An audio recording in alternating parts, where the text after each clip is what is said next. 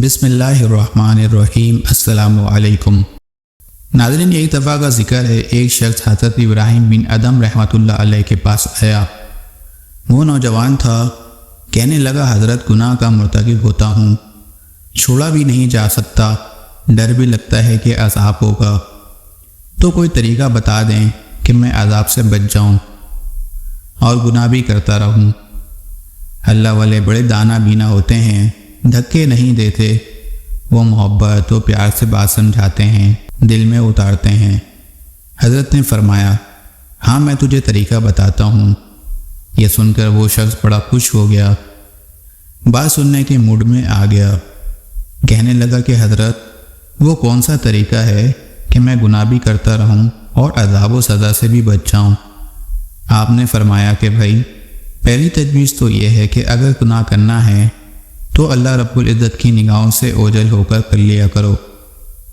اب وہ سوچتا رہ گیا، کہنے لگا حضرت یہ کیسے ممکن ہے کہ میں اللہ رب العزت کی نگاہوں سے اوجھل ہو کر گناہ کروں، یہ تو ممکن ہی نہیں۔ دوسری تجویز، حضرت نے فرمایا، پھر دوسری تجویز یہ ہے کہ تم رزق کھانا چھوڑ دو، اللہ سے کہہ دینا کہ نہ تمہارا کھانا کھاتا تھا اور نہ تمہاری بات مانتا تھا۔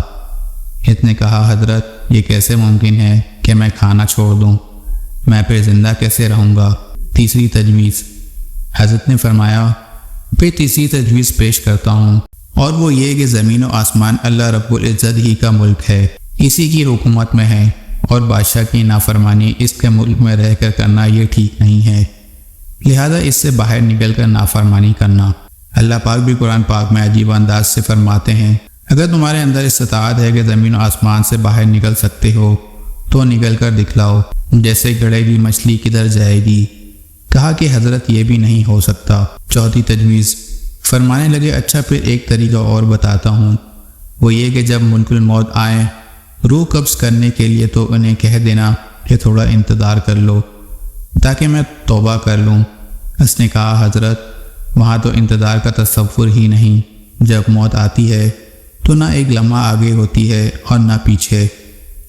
پانچویں تجویز، فرمایا ایک طریقہ اور بتاتا ہوں، وہ یہ کہ جب قبر میں تم کو دفن کر دیا جائے اور اس وقت منکر نکیر آئیں تم سے سوال پوچھنے کے لیے تو تم کہہ دینا کہ بغیر اجازت کیوں آئے؟ اس نے کہا حضرت میں ان کو کیسے منع کر سکتا ہوں؟ چھٹی تجویز، فرمانے لگے اچھا بھائی ایک اور طریقہ بتاتا ہوں، وہ یہ کہ جب قیامت کے دن تمہارے برے عملوں کو کھولا جائے گا اور پروردگار عالم فرشتوں کو حکم دیں گے کہ اس کو گھسیٹ کر تم جہنم میں ڈال دو، تو اس وقت تم ضد کر کے کھڑے ہو جانا کہ میں تو نہیں چاہتا۔ اس نے کہا کہ حضرت میری کیا حیثیت ہے کہ فرشتوں کے سامنے ضد کر کے کھڑا ہو جاؤں، میری تو کوئی حیثیت ہی نہیں۔ اب لوہا گرم تھا اور چوٹ لگانے کا وقت تھا۔ حضرت نے فرمایا کہ اے بھائی، جب تیری حیثیت ہی کوئی نہیں تو اتنے بڑے پروردگار کی نافرمانی کیوں کرتا ہے؟ کہنے لگا حضرت آج سے میں گناہوں سے توبہ کرتا ہوں اور آج کے بعد وعدہ کرتا ہوں کہ اپنے اللہ کی نافرمانی نہیں کروں گا۔ اللہ تعالیٰ مجھ گناہ گار سمیت ہم سب مسلمانان عالم کو حیا اور پاک دامنی کا خیال رکھنے اور بے پردگی سے بچنے کی سعادت نصیب فرماتے ہوئے عین صراط مستقیم پر چلنے کی توفیق عطا فرمائے، آمین۔